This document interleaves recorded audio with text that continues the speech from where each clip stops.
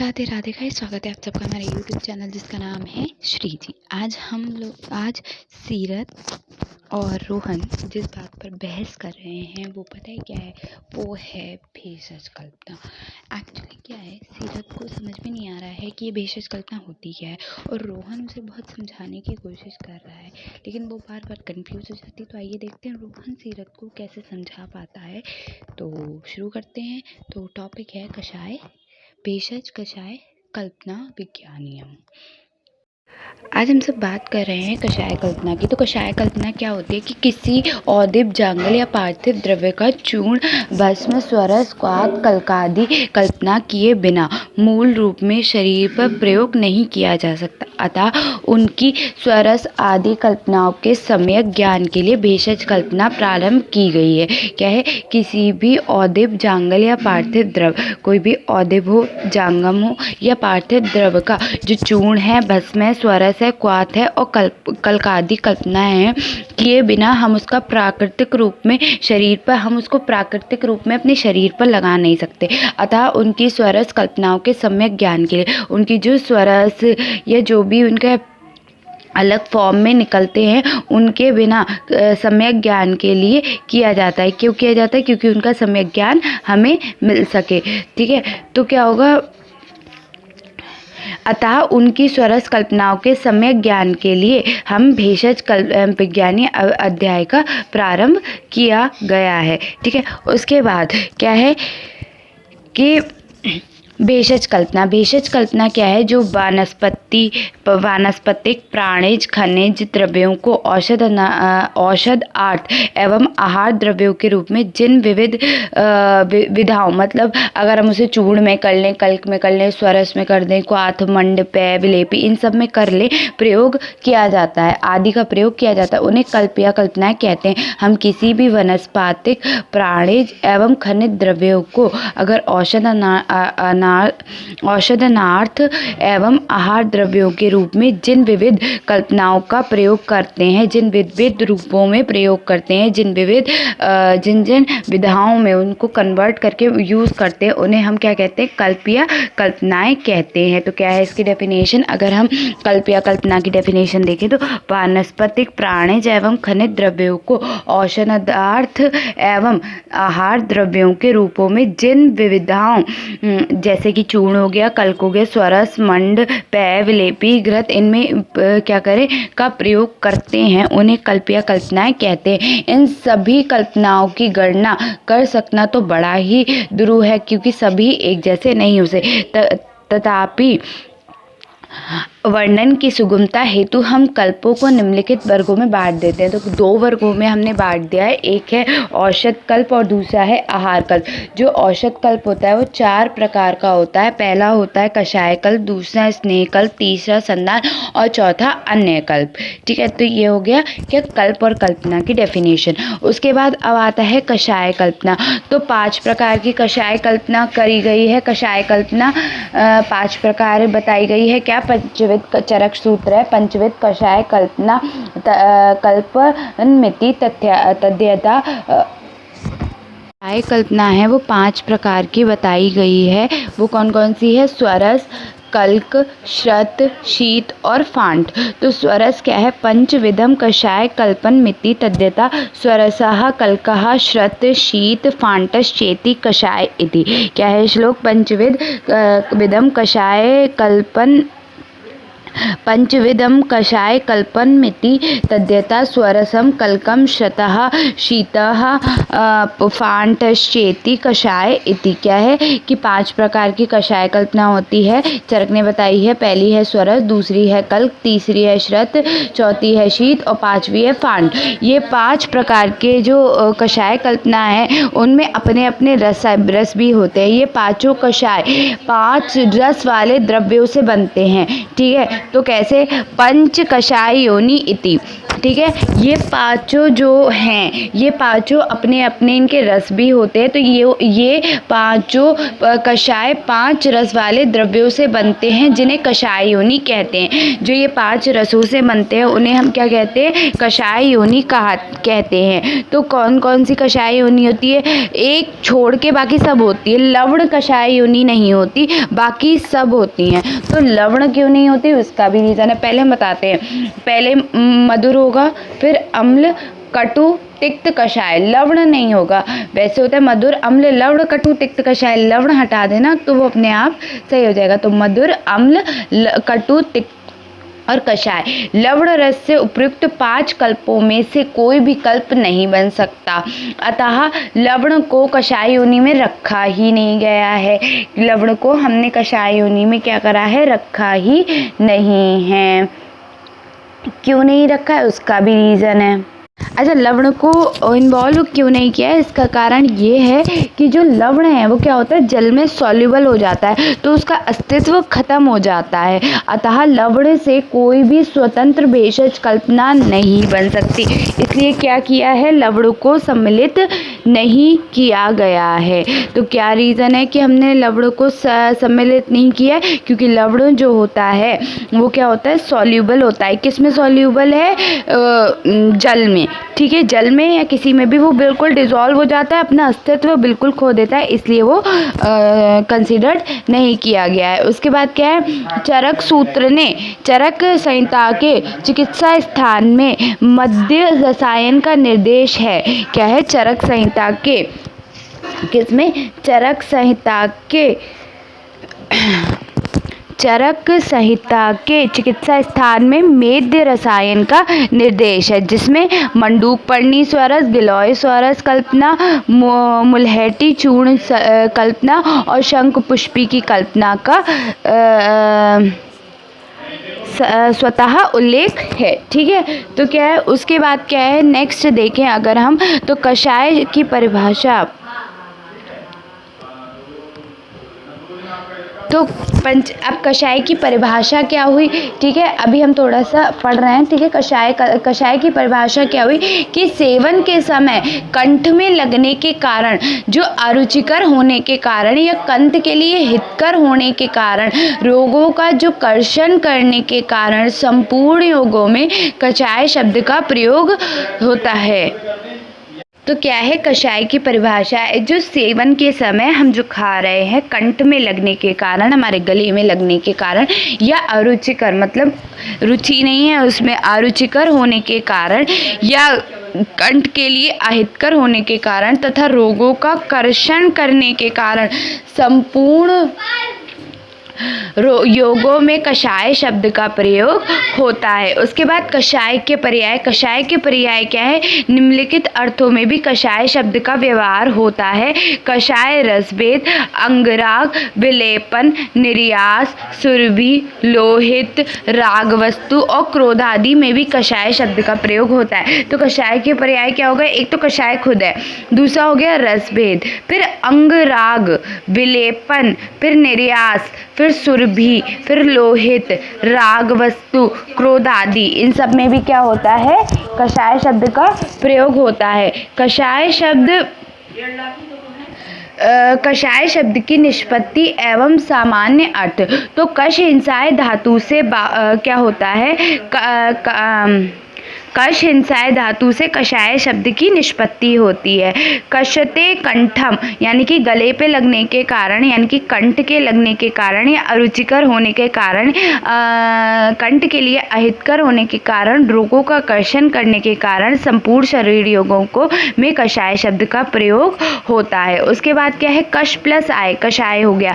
शब्द का मूल अर्थ द्रव्य को हिंसा कर, अर्थात उनका स्वरूप समाप्त कर, सेवन योग्य बनाता है। क्या है कि उनका खुद का स्वरूप नष्ट करता है और नष्ट करने के बाद क्या करता है, एक नए रूप में जब प्रयोग किया जाता है वो क्या कहलाता है, कलशाय कहलाता है। तुलसी पत्र का स्वरस जब हम निकालते हैं तो मूल रूप से द्रव्य के स्वरूप को क्या होता है, जब हम तुलसी का स्वरस निकालते हैं तो मूल रूप से स्वरूप को नष्ट कर अर्थात पत्ते को पीसकर या कुचलकर रस निकालते हैं। क्या करते हैं, जब हम तुलसी का स्वरस का पत्र निकालते हैं तो क्या करते हैं, निकालते हैं तो उसको मूल रूप से द्रव्य को हम स्वरूप को नष्ट करके पत्ते को पीसकर या कुचल कर रस निकालते हैं।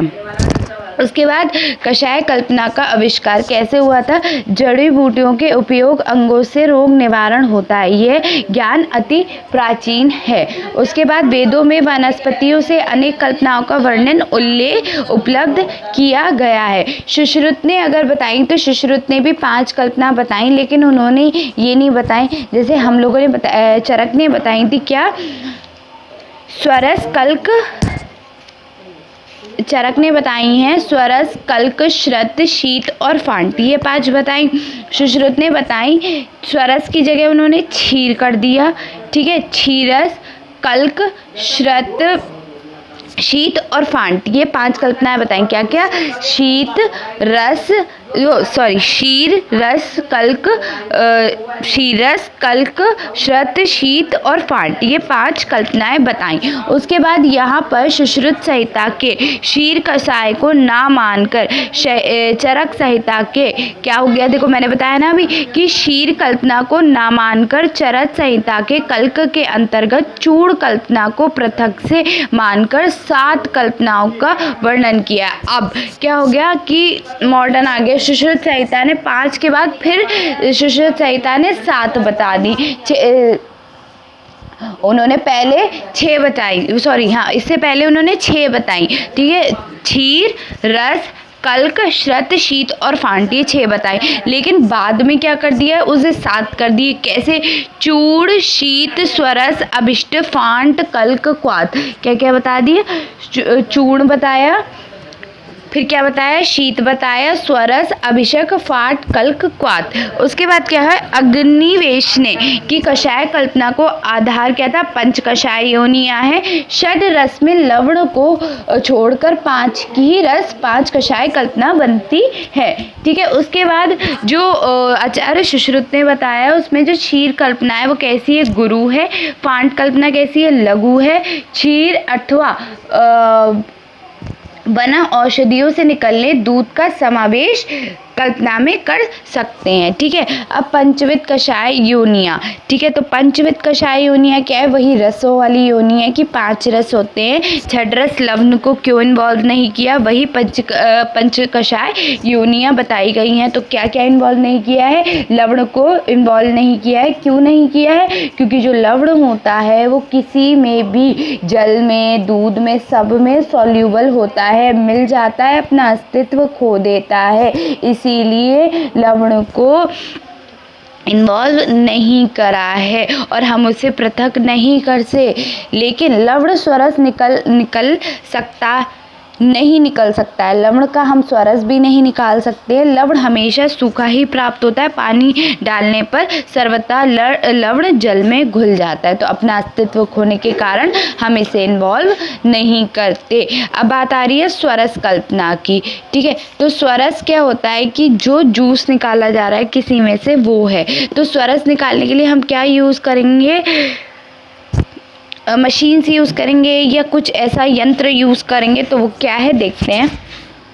उससे पहले हम अष्टांग संग्रह का देख लेते हैं। अष्टांग संग्रह ने भी बताया, तो अष्टांग संग्रह ने कुल 96 कल्पनाओं का वर्णन किया है, जिसमें औषध निर्माण की मूलभूत कल्पनाओं में आचार्य वाग्भट ने आचार्य चरक की तरह ही 5 कल्पनाएं मानी गई हैं। इन्होंने भी 5 ही कल्पनाएं मानी हैं। पंचविदस्तु भेषजानाम कषाय कल्पा निर्यास कल्को निरुषित फांटश्चाये यथापूर्व बलिनाः। उसके बाद है अष्टांग हृदय में कुल 88 कल्पनाओं का वर्णन है। कषाय योनि पंचरसा लवण वर्जिता रसा कल्का श्रुत शीत फांटश्चेति प्रकल्पना पंचेद्वः कषायणाम पूर्वम बालादिकम। क्या है कि कषाय जो योनि है वो पंचरस होती है, लवण नहीं होता। जैसे जैसे मधुर रस किसमें होता है? मधुर अम्ल लवण कटु, मधुर अम्ल कटु तिक्त और कषाय। ठीक है, उसके बाद क्या है? शारंगधर संहिता। तो शारंगधर संहिता में मध्यम खंड के प्रथम अध्याय में पंचविध कषाय योनि कल्पनाओं के अंतर्गत स्वरस, द्वितीय अध्याय में क्वाथ, तीसरे अध्याय में फांट, चतुर्थ अध्याय में हिम और शीत, पंचम में कल्क, छठे में चूर्ण, सातवें में बटी, आठवें में अवलेह, नव में घृत और तेल और 10वें में आसव आदि का वर्णन किया है। तो शारंगधर ने मध्यम खंड के प्रथम अध्याय में पंचविध कषाय योनि के अंतर्गत किसका? स्वरस का, द्वितीय में क्वाथ का, तृतीय में फांट का, चतुर्थ में हिम और शीत का, पंचमें कलकच का, छठे में चूर्ण का, सातवें में बटी का, आठवें में अवलेह का, नवें में घृत और तेल का और 10वें में आसवादी चूर्ण का वर्णन किया है। काश्यप संहिता में अनेक भेषज कल्पनाओं का वर्णन किया है। काश्यप कल्पनाओं के अंतर्गत क्या है? चूर्ण, शीत, स्वरस, अभिषिक्त, फांट, ये बता चुके हम। चूर्ण, शीत, स्वरस, अभिषिक्त, फांट, कल्क, क्वाथा। तो ये क्या हो गया? इसका वो भी हो चुका कि जो होती है क्या होती है कि पहले तो चूर्ण बताई गई कल्पना, उसके बाद शीत कल्पना और स्वरस। अच्छा, इसमें अभिषिक्त कल्पना आई। तो अभिषिक्त कल्पना क्या होती है? जो मध्य कल्पना होगी ना, जो अल्कोहल से तैयार की जाएगी, वो कहलाता है। तो इसका एक कोड भी है वैसे तो। चूषी कर शव अभी का फेंका कब। ठीक है, तो चूषी कर शव अभी का फेंका कब। ठीक है, तो ये हो गया पंचविध कषाय कल्पना। उसके बाद है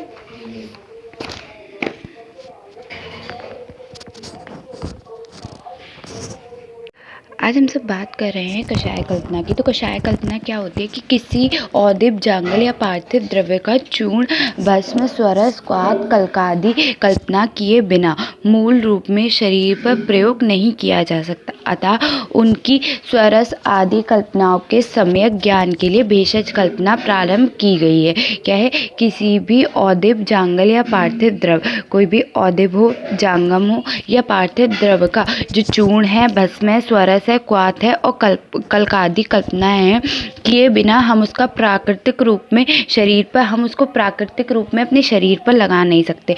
अतः उनकी स्वरस कल्पनाओं के सम्यक ज्ञान के लिए उनकी जो स्वरस या जो भी उनके अलग फॉर्म में निकलते हैं, उनके बिना सम्यक ज्ञान के लिए किया जाता है। क्यों किया जाता है? क्योंकि उनका सम्यक ज्ञान हमें मिल सके। ठीक है, तो क्या होगा?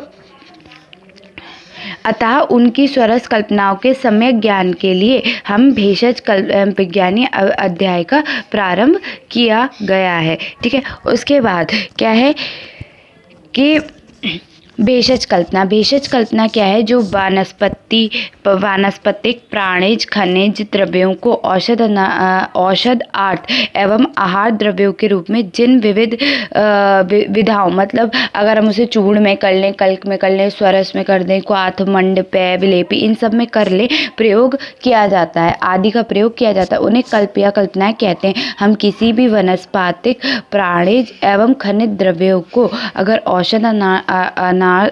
औषधनार्थ एवं आहार द्रव्यों के रूप में जिन विविध कल्पनाओं का प्रयोग करते हैं, जिन विविध रूपों में प्रयोग करते हैं, जिन विधाओं में उनको कन्वर्ट करके यूज़ करते हैं, उन्हें हम क्या कहते हैं? कल्प या कल्पनाएं कहते हैं। तो क्या है इसकी डेफिनेशन? अगर हम कल्प या कल्पना की डेफिनेशन देखें तो वानस्पतिक, प्राणिज एवं खनिज द्रव्यों को औषधार्थ एवं आहार द्रव्यों के रूपों में जिन विविधाओं, जैसे कि चूर्ण हो गया, कल्क हो गया, स्वरस, मंड, पेय, विलेपी, घृत, इनमें क्या करें का प्रयोग करते हैं, उन्हें कल्प या कल्पनाएं कहते हैं। इन सभी कल्पनाओं की गणना कर सकना तो बड़ा ही दुरूह है, क्योंकि सभी एक जैसे नहीं हो सकते।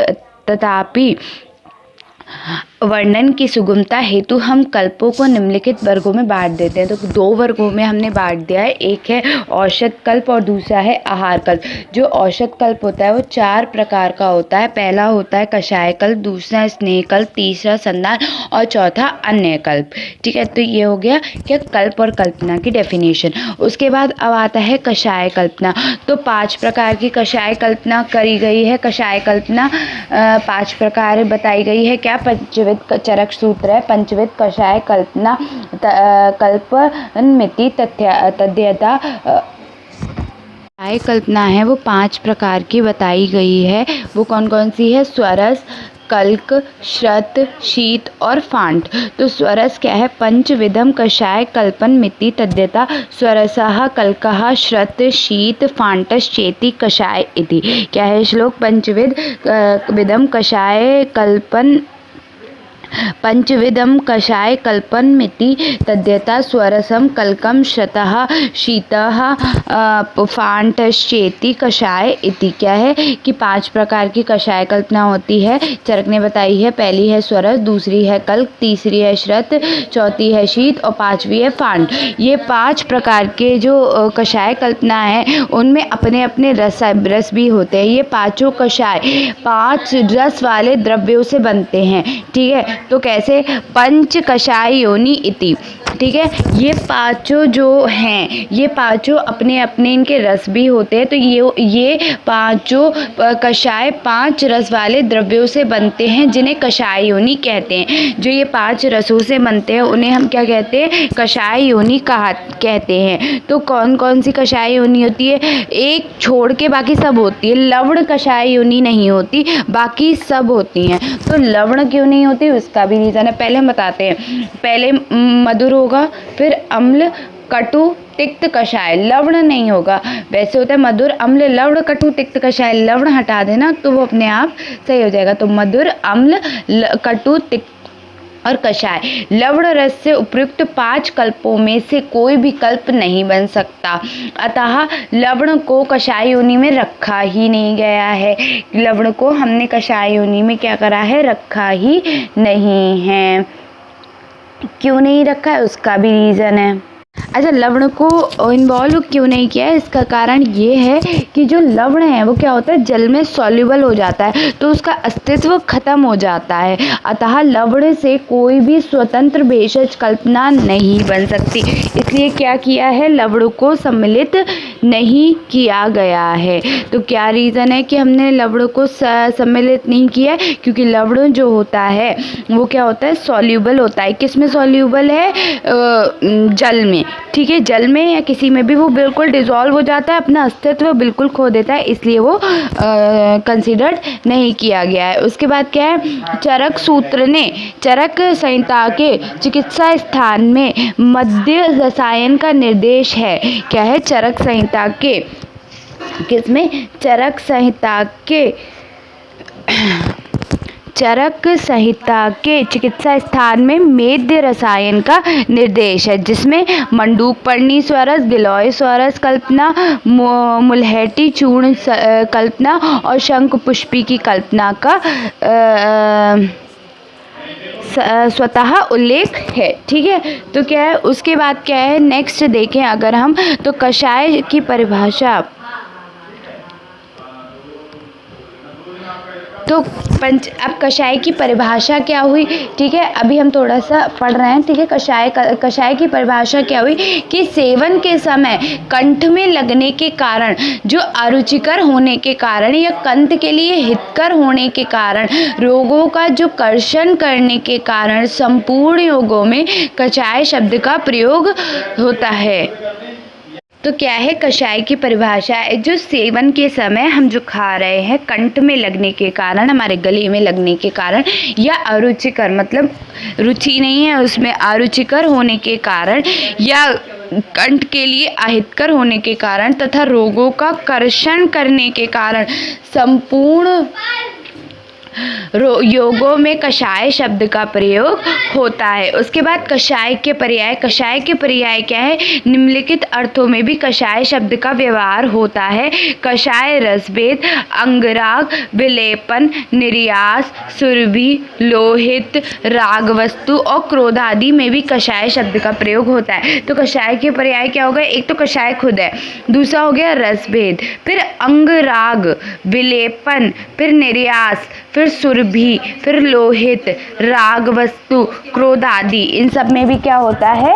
कषाय शब्द का प्रयोग होता है। कषाय शब्द की निष्पत्ति एवं सामान्य अर्थ। तो कष हिंसाय धातु से क्या होता है?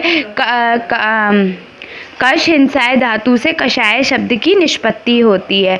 कषते कंठम, यानी कि गले पे लगने के कारण, यानी कि कंठ के लगने के कारण या अरुचिकर होने के कारण, कंठ के लिए अहितकर होने के कारण, रोगों का कर्षण करने के कारण संपूर्ण शरीर योगों को में कषाय शब्द का प्रयोग होता है। उसके बाद क्या है? कष प्लस आय, कषाय हो गया। शब्द का मूल अर्थ द्रव्य को हिंसा कर अर्थात उनका स्वरूप समाप्त कर सेवन योग्य बनाता है। क्या है? कि उनका खुद का स्वरूप नष्ट करता है और नष्ट करने के बाद क्या करता है? एक नए रूप में जब प्रयोग किया जाता है वो क्या कहलाता है? कषाय कहलाता है। तुलसी पत्र का स्वरस जब हम निकालते हैं तो मूल रूप से द्रव्य के स्वरूप को क्या होता है? जब हम तुलसी का स्वरस निकालते हैं तो मूल रूप से स्वरूप को नष्ट कर अर्थात पत्ते को पीस कर या कुचल कर रस निकालते हैं। क्या करते हैं? जब हम तुलसी का स्वरस का पत्र निकालते हैं तो क्या करते हैं? निकालते हैं तो उसको मूल रूप से द्रव्य को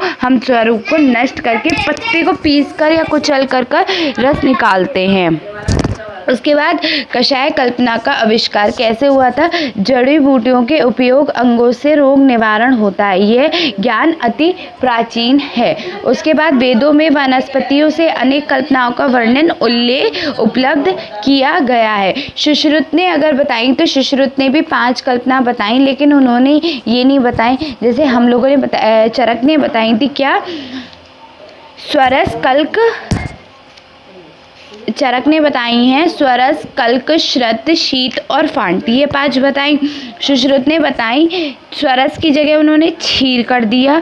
ठीक है, क्षीरस, कल्क, श्रत, शीत और फांट, ये 5 कल्पनाएं बताएं। क्या क्या? शीर, रस,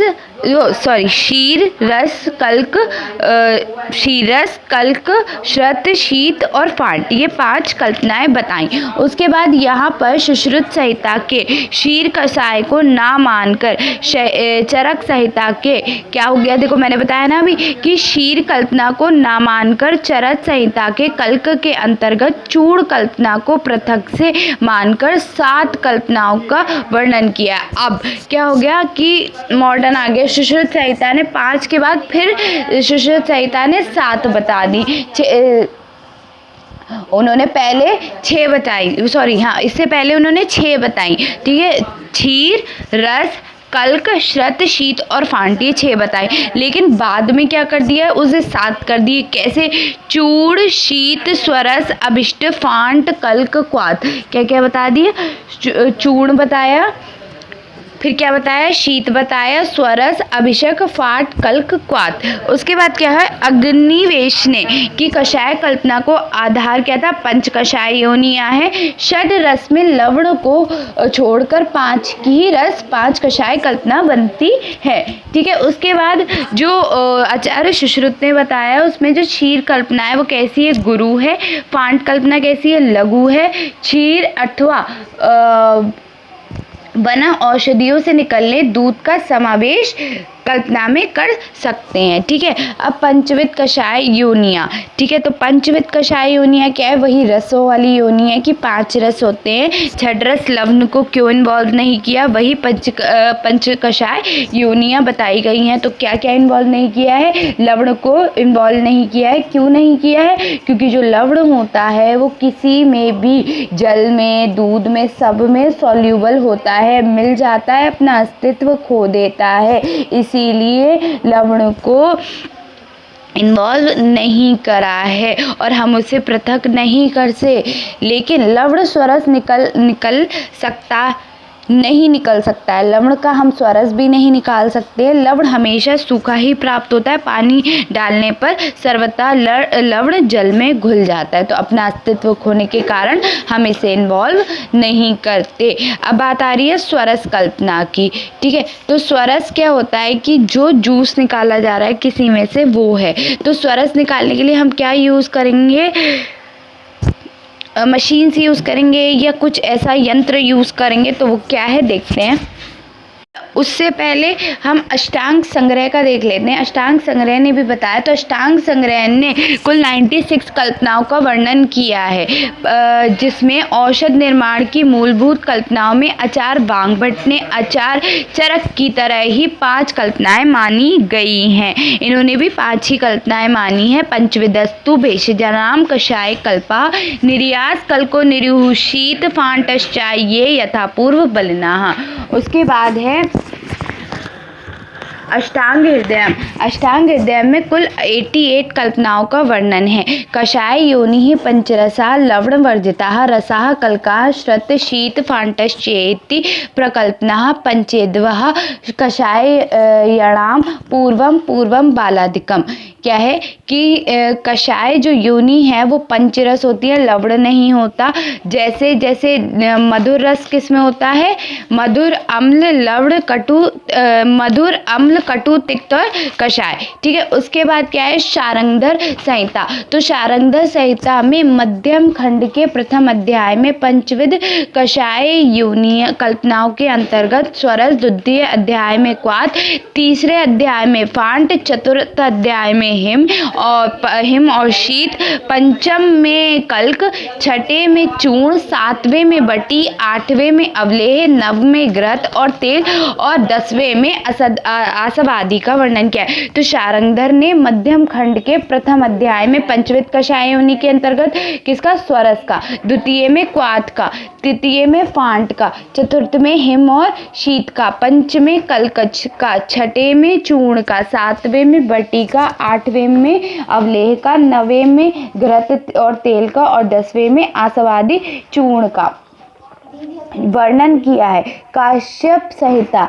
काश्यप संहिता में अनेक भेषज कल्पनाओं का वर्णन किया है। काश्यप कल्पनाओं के अंतर्गत क्या है? चूर्ण, शीत, स्वरस, अभिषिक्त, फांट, ये बता चुके हम। चूर्ण, शीत, स्वरस, अभिषिक्त, फांट, कल्क, क्वाथा।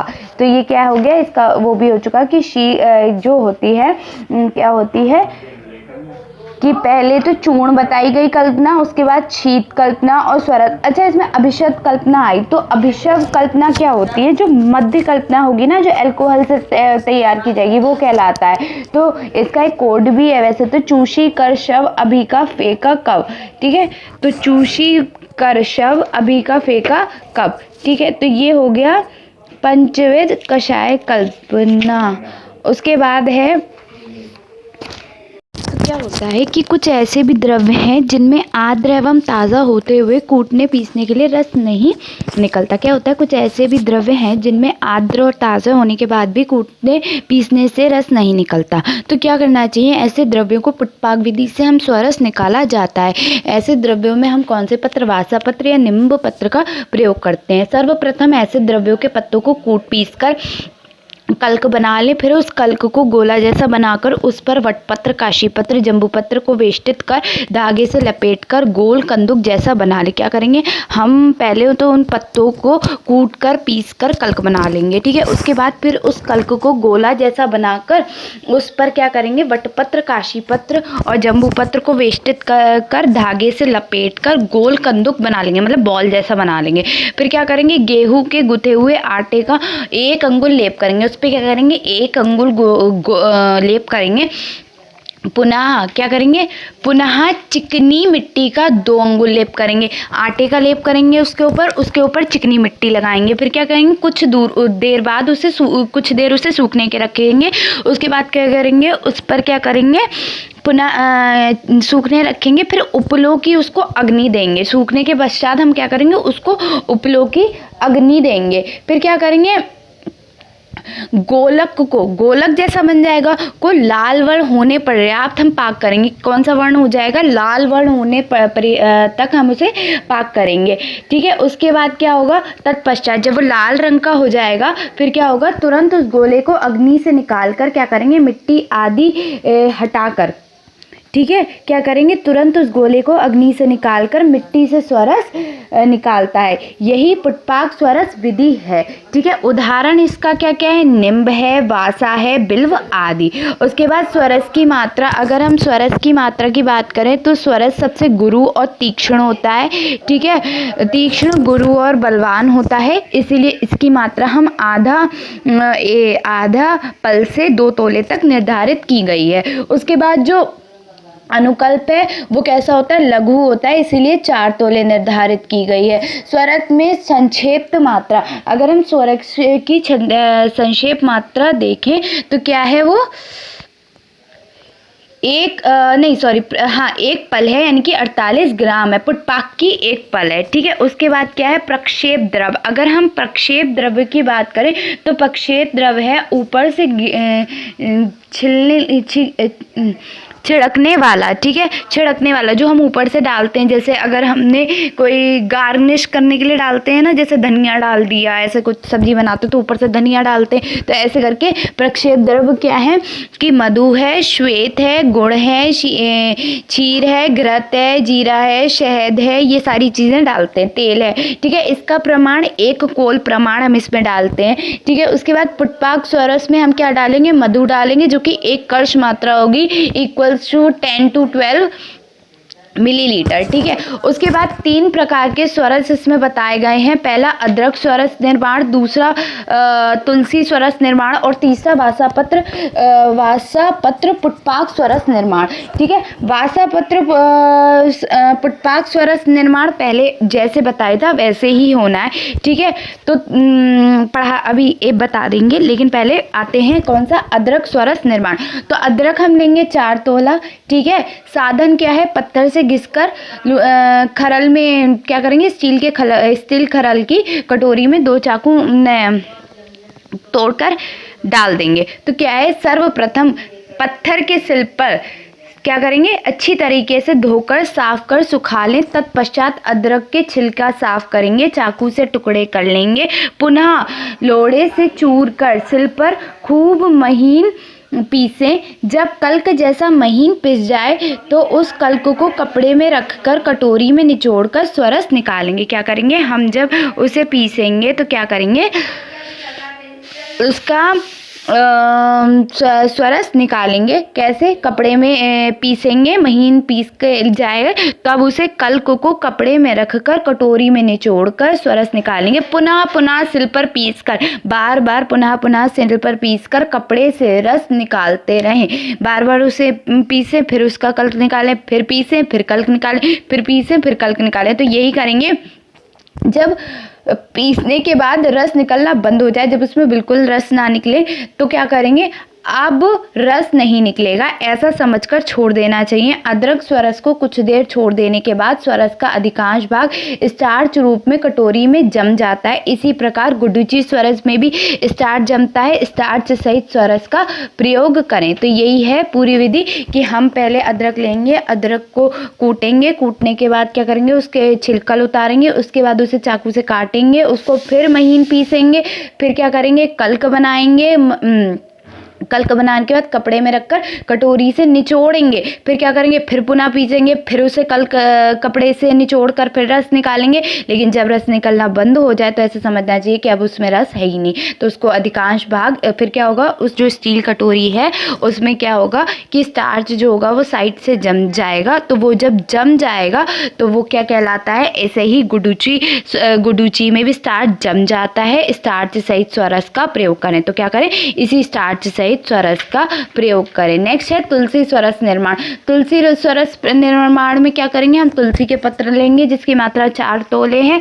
ठीक है, सर्वप्रथम साफ करेंगे खरल या सिलवट्टे पर, हम इसे अच्छी तरीके से धोकर अच्छी तरह से धोकर साफ कर लेंगे। उसके बाद क्या करेंगे, तुलसी को साफ जल में धोकर कपड़े से पोंछते हैं तुलसी के पत्र को। इसके बाद तुलसी पत्र को खूब महीन पीसेंगे, बहुत महीन पीसेंगे, कपड़े से निचोड़कर कटोरी में स्वरस निकाल लें। सेम विधि है, कोई अंतर नहीं है, बस क्या है कि उसमें बार बार हम वो कर रहे थे, इसमें भी यही करेंगे। ठीक है, इसमें क्या करेंगे, केवल 2-3 बार पीस लेंगे। ठीक है, इसमें 2-3 बार पीसेंगे, तब तक उसमें स्वरस निचोड़ जाएगा। उसके बाद ऋतुओं के अनुसार स्वरस की मात्रा न्यूनाधिक होती है, मतलब क्या, ऋतुओं के अनुसार स्वरस में की मात्राओं में चेंज आ जाता है। नेक्स्ट है वासा पत्र पुटवाक स्वरस निर्माण। तो वासा पत्र पुटवाक स्वरस निर्माण क्या है, फिर क्या होगा कि वासा पुटवाक स्वरस निर्माण में क्या होगा कि हम वासा के पत्र लेंगे जो कि हरे होंगे, 4 तोला लेंगे। अच्छा, इन सब में मात्रा एक ही दे रखी है, 4 तोले। ठीक है, फिर क्या है, 4 तोले लेंगे। फिर क्या होगा, सर्वप्रथम क्या करेंगे, सिलवट्टा एवं पत्थर खलर को अच्छी तरह से साफ कर वासा पत्र को भी पानी से धोकर साफ रखें। पुनः वासा पत्र को वस्त्र से पोंछकर सुखा लेंगे। तत्पश्चात सिर पर वासा पत्र को पीसेंगे। क्या करेंगे, हम सिलवट्टे पर या पत्थर के खलर पर अच्छी तरीके से साफ कर वासा पत्र को पानी से धोकर साफ कर उसे क्या करेंगे, पीसेंगे। ठीक है, उसके बाद उसका गोला जैसा बनाकर क्या करेंगे, कल्क जैसा बनाएंगे। उसके बाद 5 से 6 पट्ट लपेटकर हम क्या करेंगे, या तो जामुन के पत्र हों या कौन से पत्र बताए थे, ये जामुन के पत्र हो, गंभारी पत्र हो, कश्मीरी पत्र हो, ये सब पत्र लपेटकर क्या करेंगे, हम उसे एक बॉल सी बना लेंगे। उसके बाद उसके ऊपर गेहूं के आटे की एक लेयर बनाएंगे, उसके बाद 1 अंगुल की। उसके बाद पुनः हम क्या करेंगे, 2 अंगुल की क्या बनाएंगे, हम उस पर मिट्टी, जो मिट्टी है चिकनी मिट्टी की लेयर बनाएंगे। फिर क्या करेंगे, उसको अग्नि के उपलों में गर्म करेंगे। जब वो लाल वर्ण का हो जाएगा, फिर क्या करेंगे, जब वो लाल वर्ण का हो जाएगा उसे निकाल लेंगे। ठीक है, फिर क्या करेंगे कि उस पत्र को जो फिर हम उसकी पूरी वो जो लेयर बनाई थी हमने पत्र की या आटे की, पहले मिट्टी की हटाएंगे, फिर आटे की हटाएंगे, फिर पत्र हटाएंगे, फिर जो हमने कल कर रखा था उसको निचोड़ कर वस्त्र में हम क्या करेंगे, कलकों को गर्म ही वस्त्र में रखकर निचोड़ कर क्या करेंगे, हम उसका स्वरस निकालेंगे। तो पुनः उक्त कल को सिल पर पीसेंगे। फिर क्या करेंगे, और वही कलकों को हम फिर सिल पर पीस कर पुनः वस्त्रपुट कर वासा का स्वरस निकालेंगे। यही वासापुट स्वरस की विधि है। ठीक है, इस विधि से निम्ब, विल्व, निम्ब पत्रों से स्वरस निकाला जाता है। यह पत्र अग्नि से सुविन होकर अपने रस को छोड़ता है। जिन द्रव्यों से स्वरस विधि से रस नहीं निकलता है उसे पुटवाक द्वारा स्वरस निकाला जाता है। तो स्वरस के अभाव में अनुकल्प, जहाँ आर्द्र द्रव्य उपलब्ध ना हो वहाँ पर सूखे द्रव्यों को कूटकर सम, द्विगुण, चतुर्गुण या अष्टगुण जल के साथ मिट्टी के पात्र में आवश्यकता अनुसार उपयुक्त जल मिलाकर रात्रि पर्यंत यानी कि 24 घंटे तक रखने के बाद हाथ से मसलकर वस्पुत्र कर ले। यह स्वरस के अभाव में अनुकल्प स्वरस विधि है। तो अनुकल्प स्वरस विधि क्या है, अनुकल्प होता क्या है, जब हमारे पास कोई भी आर्द्र द्रव्य नहीं होता तो हम क्या करते हैं, किसी सूखे द्रव्य से जो चूर्ण बनाकर क्या करेंगे कि उसका जो स्वरस निकालेंगे वो अनुकल्प कहलाता है। तो वही है कि जहाँ आर्द्र द्रव्य उपलब्ध ना हो वहाँ पर सूखे द्रव्य को कूटकर कितने पानी में, या तो समगुण हो, द्विगुण हो, चतुर्गुण हो या अष्टगुण जल में आवश्यकता अनुसार जल मिलाकर हम रात्रि पर्यंत यानी कि 24 घंटे के लिए रख देंगे। फिर क्या करेंगे, मसल कर वस्तुपुट करेंगे। और यही क्या कहलाता है, स्वरस के अभाव में अनुकल्प स्वरस विधि है। अब इसके ब्राह्मी स्वरस इस प्रकार से निकाला जाता है। तो कौन सा स्वरस इस प्रकार से निकाला जाता है, ब्राह्मी स्वरस इसी प्रकार से निकाला जाता है। अब जो नेक्स्ट टॉपिक है वो है कल्क।